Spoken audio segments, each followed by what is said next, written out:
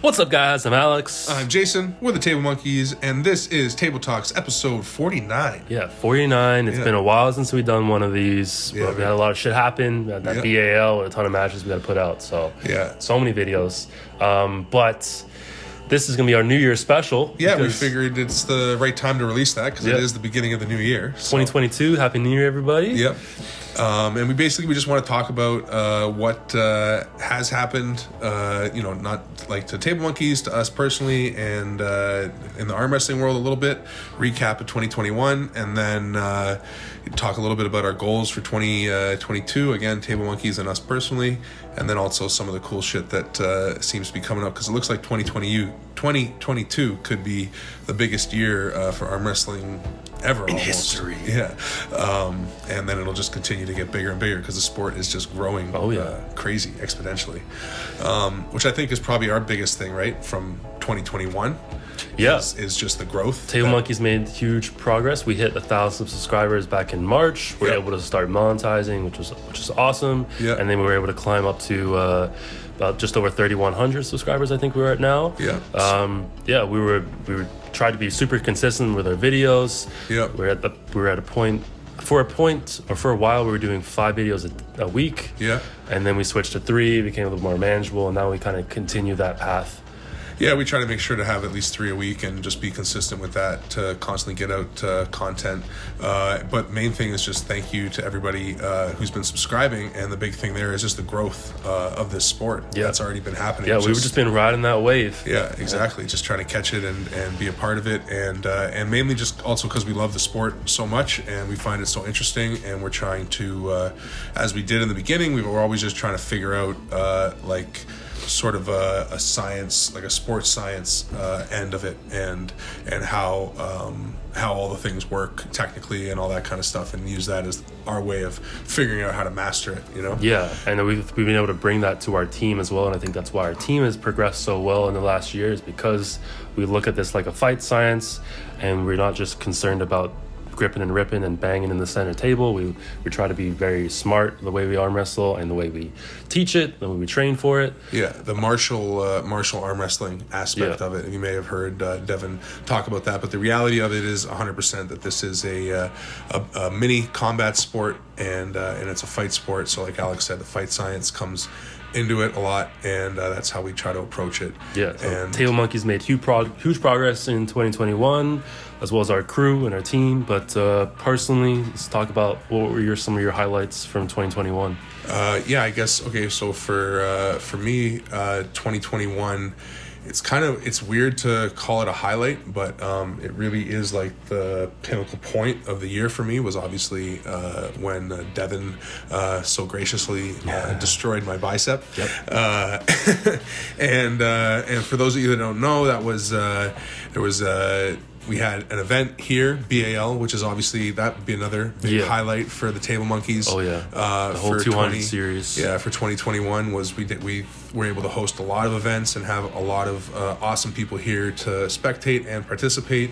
Devin being one of them, and also Crazy George and Big Rick. Big Rick and Pork Chop and a lot of people. BLM has been here. Like it's we've been able to host a lot of events, and that's not just for us. Like we get great content out of it and everything, but it's also just a way to keep our team motivated, keep the people in the community motivated, things to pull for, things to train for, and was the biggest part of it for us, was trying to continue doing that.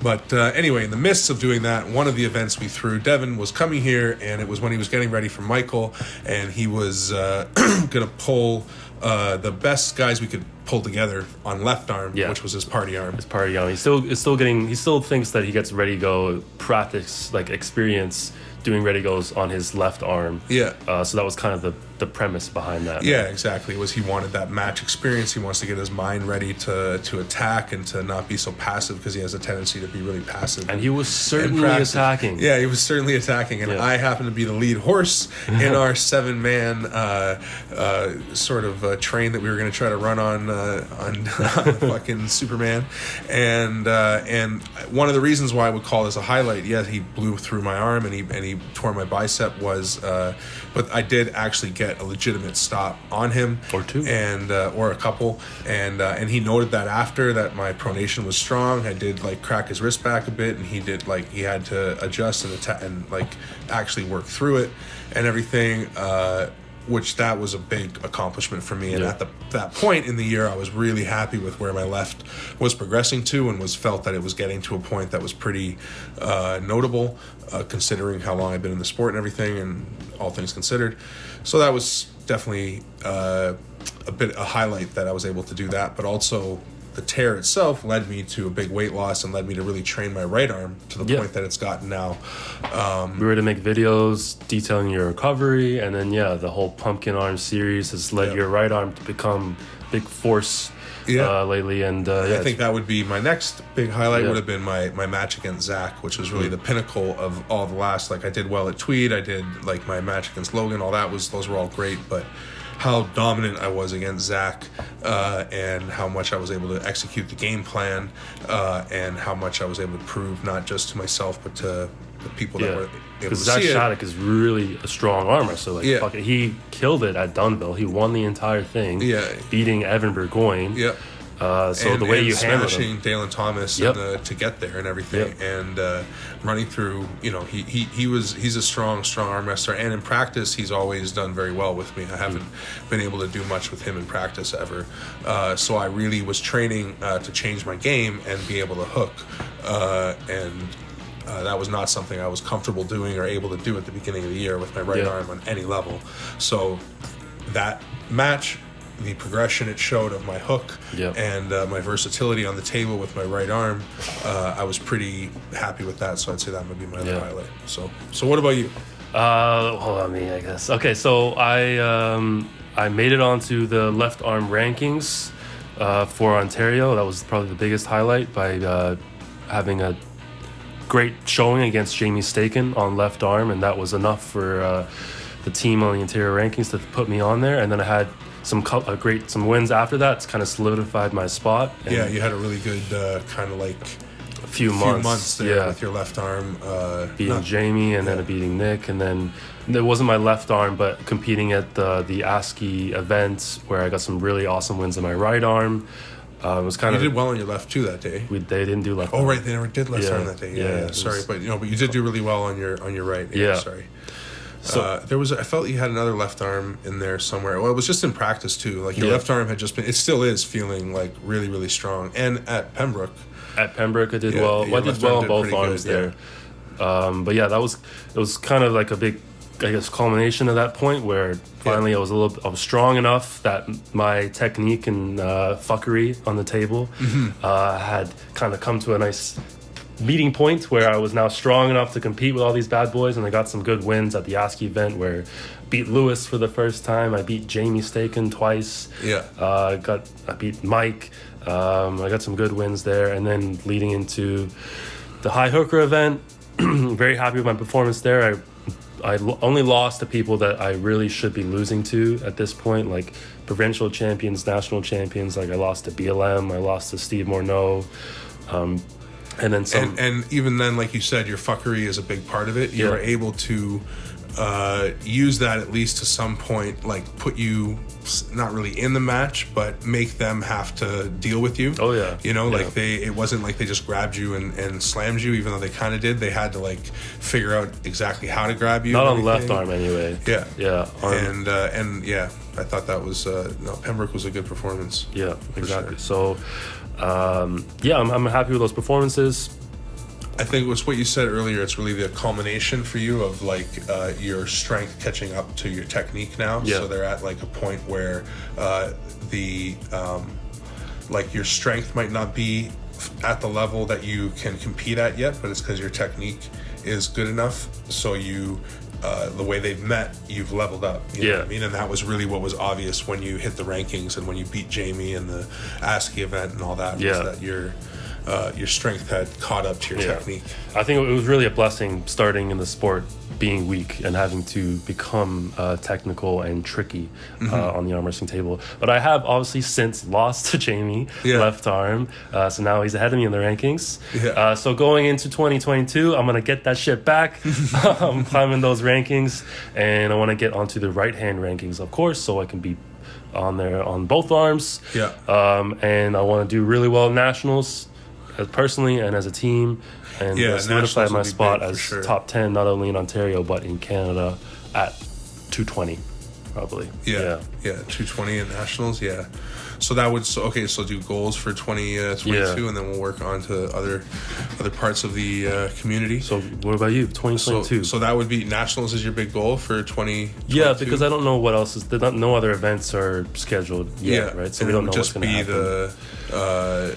Like, depending on how you do at nationals, that would really dictate a huge part of the rankings probably too, right? Yeah, that's a good point. So getting on both arms on the rankings and climbing the list, so that makes sense. Obviously we're BL, we're gonna host more events and set up some great matches, so I'm sure I'll compete in some BLs or in some super matches, but nothing's planned out yet. So I definitely just want to continue climbing the rankings, getting stronger, and then have a really solid performance in nationals. Yeah, that makes sense. All right, cool. I guess for me, goals in 2022, I mean, like you said, there's some matches that'll probably happen like super match wise, whether it's us throwing them or a few other people like in Ontario. I guess based on the rankings, I'd like to crack the find a way up into that top 5. That would be a good goal for me within Ontario. Really? Once you're top 5 in Ontario, I would say you're top 10 in Canada. Ontario's pretty competitive, right? And our list, that's the thing, is really like when I look at the list of who's above me now, it's like I've only got like monsters to choose from. So I mean, based on how I did against Zach and what's coming up in 2022, I'd like to pull at nationals. We'll see how that goes and who's going to be there, but I'd love to get invited to Club Mantis again for some sort of a big event. That was an awesome event in 2021. Yeah, exactly. It was an amazing event, and maybe that against one of the monsters up there, maybe the same guy on both arms or a different guy on each arm or something, but something that would be trying to put me in that top 5 rankings there. And then what I think, I mean, I don't know how, like you said, don't know where everything's going or how everything's going to be, but if things were open and we could all travel and go places to pull, like we've said, for sure, we definitely want to travel to the States and pull a bunch of people in the States. But a match that I would love with somebody on the international level, or at least down in the States, would be Brandon Allen. I think Brandon Allen would be a cool match for me. So you're both about the same in terms of experience level, similar build, similar size. Yeah, I think he's got me obviously on strength. Like we both come from a powerlifting background, but he's obviously way more accomplished than I am in powerlifting. But I feel like I've focused more probably on arm wrestling than he has over our experience in arm wrestling, and I have more competition experience for sure, like at legit actual refs and like opponents I don't know and all that kind of stuff. So I'd probably have him on technique by a bit. But it would be interesting stylistically just because he's got a King's move and a flop press. You're obviously very versatile yourself. He seems to have a bit of the other moves too. Like he understands it enough. Like he can kind of hook, but it's not like he knows. Like he's got his hook like super figured out. So over the course of a year, like how much better is he going to get and everything? It's the same for me. Like how much better am I going to get based on my progression? So somewhere near the end of the year, that would be a really cool match, whether it's us going down there, like I said, depending on how open things are, depending maybe on how Table Monkeys does. If we end up becoming a little bit more popular, maybe we could make an argument to get to a fucking King of the Table. That would be Adam. Cool. Yeah, Adam, what's up? Reach out. I want to pull Brandon. Let me get there. That would be, I feel like that would be a cool match. And like you said, I feel like experience-wise, I can't think of other pullers that have at that point. So my 3-year mark will be July. July of 2022 will be when I'm at 3 years. So we'd be just over 3 years in September, both of us. I'm pretty sure he started right around the exact same time as I did. So the only other guy would be Pork Chop, which I would love that rematch around again in July. Would be like our 2-year anniversary from the first time he smacked me around. But I feel like by then it could be a lot different of a match because I think I have had more ground to make up than he had. Like he was already so already close pretty to close to the top. So close to where he is now that I'm sure the version of Pork Chop that showed up against Ian would smash the shit out of the version of Pork Chop that showed up against me the first time. There's no question of that. But I would just toy with the version of me that got smashed by Pork Chop right now. Yeah, for sure. That would be my goals for sure. Yeah. So if everything's fucking locked down and we're all stuck here, I want to pull Pork Chop. If things are open up, I'd love to pull Brandon. That would be because if you don't know, here in Toronto and Ontario, we are entering another lockdown. They're in this. I guess they are. They're fans of the. What do we say? They're fans of the same thing only harder technique. Us personally, we appreciate that technique. In certain circumstances, it can be effective, but I am a firm believer of the idea that trying the same thing over and over again and expecting different results is the definition of insanity. And a really smart person said that one time. I definitely feel it wasn't Doug Ford. It wasn't Doug Ford, that's for sure. I think he's insane at this point. So hopefully we don't get taken down for that brief little rant. No one's listening to this part of the video. But the big thing in arm wrestling for 2022, if everybody is listening, which we do want to talk about a little bit, is Devin versus Levon. The greatest match of all time. Is going to actually happen. Insane. In Dubai. Shout out to Larry Wheels and Adam Silver and Core Sports for pushing arm wrestling forward in 2021 and then blowing it to smithereens in 2022. They definitely get MVP for 2021. Like they get most valuable player, most improved player, rookie of the year. They get all the awards because that's who they were. There's the first time getting involved in it and then throwing the best events, putting on the 2 best matches that we've seen in years almost, and in the same year, just like Devin versus Michael, Devin versus John, just absolutely crushing it. Hermes and fucking Gennady, seeing Larry and Schoolboy, answers, so many answers. Where are the lines? Where do people lay? It's like they were able to accomplish so much of that, and it looks like they're going to be MVP. They don't get Rookie of the Year, I don't know how they're going to be most improved because they were so good first year, but they still are. They still are. So anyway, they're going to be MVP. It looks like in 2022 as well. Which is forcing everybody else to try to keep up. Because not only them, but we've got Engin Terzi in February hosting the most insane card. There's 15, 20 epic matches on there. They're all super high level elite matches. And then even Paul Italia and Paul Italia and Travis. And Travis, and now so you got Travis and what's his name? Brandon Alcester. And Travis apparently coming off the couch. He's saying he isn't even training. And really? And then sometimes he is. I don't know. He's also supposed to pull Cody Merritt in the summer, I believe, for number 1 left arm in North America. This is his first getting ready for it. Anyway, there you go. That's another huge match that's supposedly going to happen. And but on the same day as Travis and Buddy is Lachlan versus Todd Hutchins. Insane. Huge match, just to start off the year. And then we've got, like you said, Ingen's event coming up with East vs. West, and our boy Evan going to be pulling Schoolboy. The beer man. I think shutout stakes, I got to say, I'm going to throw it out there. Shutout stakes, I would bet on Evan. So if you lose money because of that, I apologize. But for a shutout stakes, I would give it to Evan. I think he's got a good chance there. Not to win, but to at least get around. And then where are we at? Obviously, we've got Devin Levon. Devin Levon. Have other matches for the King of the Table been announced yet? I know that Sarah and Gabby are going to pull again. And I know that we've got Michael and Gennady pulling at... That's at Istanbul. Ingen. So then... Who else I thought? I guess I don't know other... I know they're thinking of getting Dennis a match. I've heard that he might be coming back. So there's rumors. Yeah.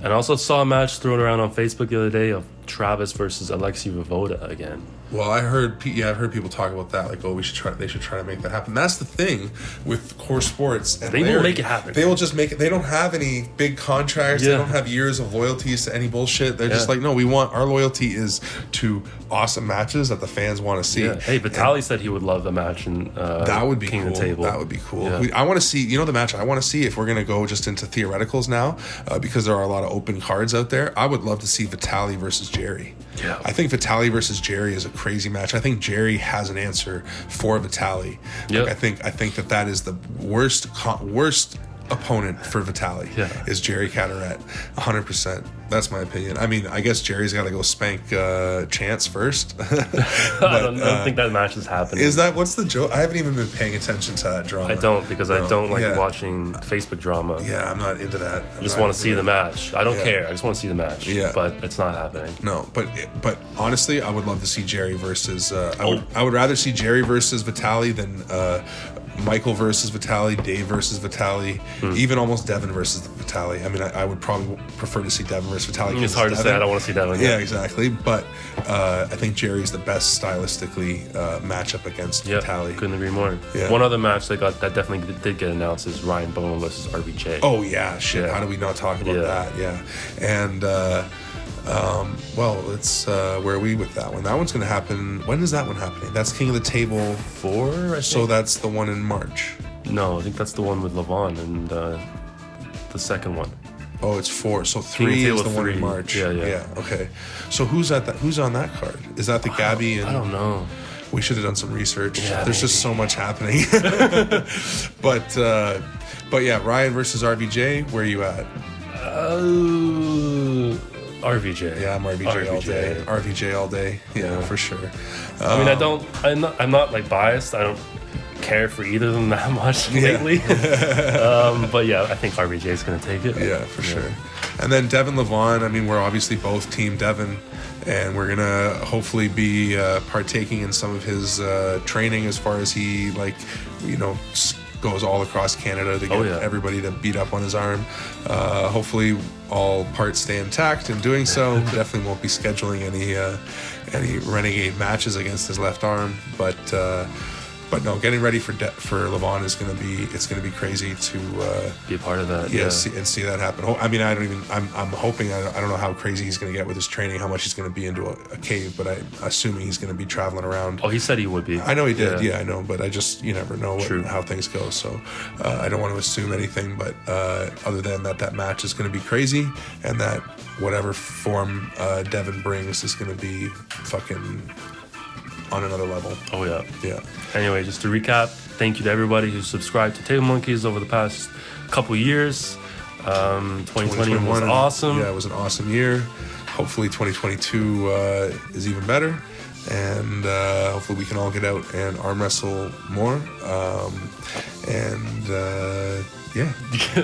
Monkeys out. Monkeys. If you like the video, please like the video. Feedback in the comments. All that shit. Monkeys out. Peace.